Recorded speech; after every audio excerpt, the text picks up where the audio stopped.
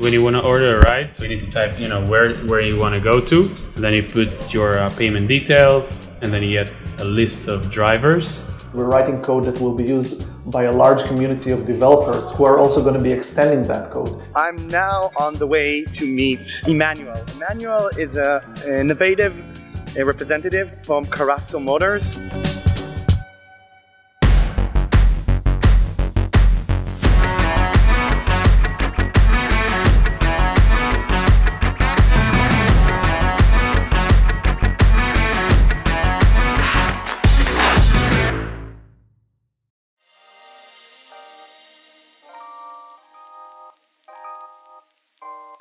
Hey, Davers. מה קורה פה?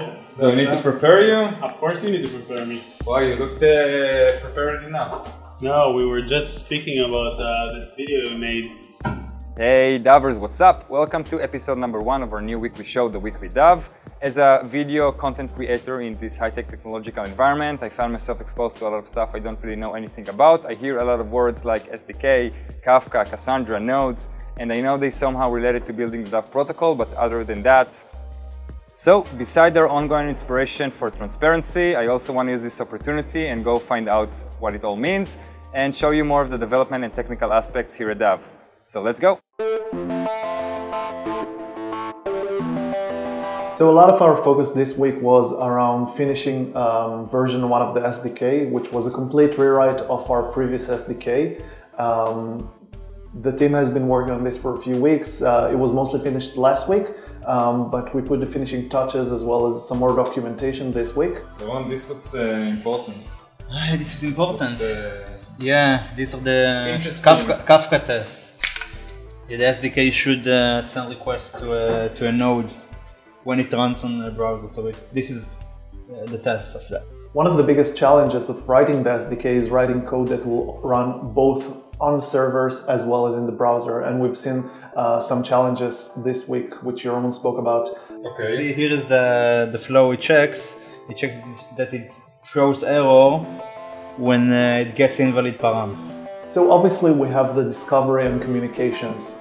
We've spoken a lot about that in the white paper and in our other videos, but one of the other things that are central to the system is the identity, the dev identity. The ability for us to know when you're talking to a car, a service provider, a driver, a passenger, to know who you're talking with, what their history is, and the identity which is built right into the SDK as well as the dev network itself and is written in an immutable way on the blockchain is central to that. I made some changes here in the identity class.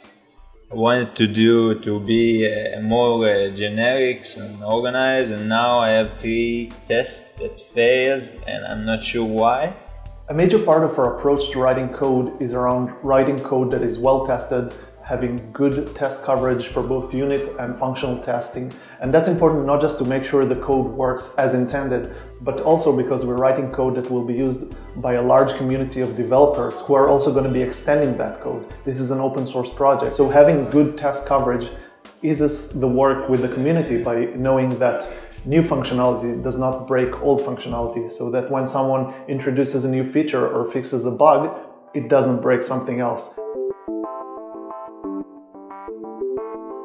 Yeah, so one of the things I'm working on this week is creating an adapter that will connect the SDK and the autonomous boat developed at Cal Maritime University. It's actually the kind of adapter that we might usually just outsource to some other company to develop, but this time I decided to do it myself so that I can experience the new SDK as a developer, see how the developer experience is, and if we want to do any changes. And this will also allow us to write more, to write better documentation, tutorials, etc.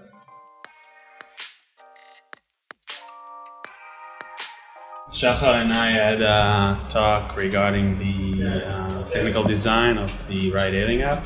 So you can see the comments here that we put together for both the driver app and the passenger app. And this is, for example, the passenger app. So I'm creating the UI and also the user flow.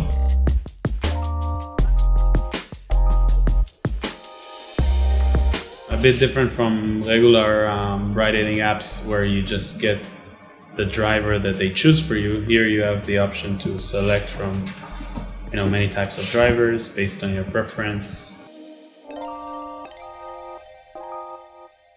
Hey guys, I'm now on the way to meet Emmanuel. Emmanuel is an innovative representative from Carasso Motors. What Carasso do, they actually work with OEMs.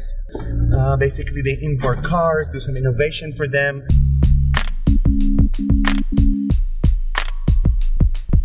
So I'm here outside Carasso Motors.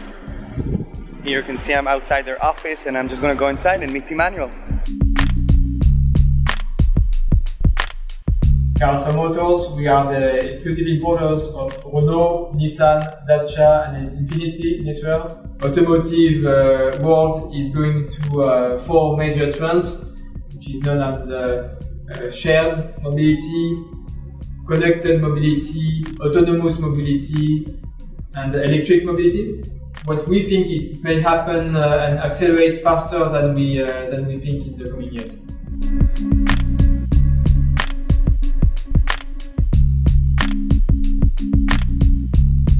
So basically I'm done with the meeting with Emmanuel. It went extremely interesting. Well, this door doesn't open.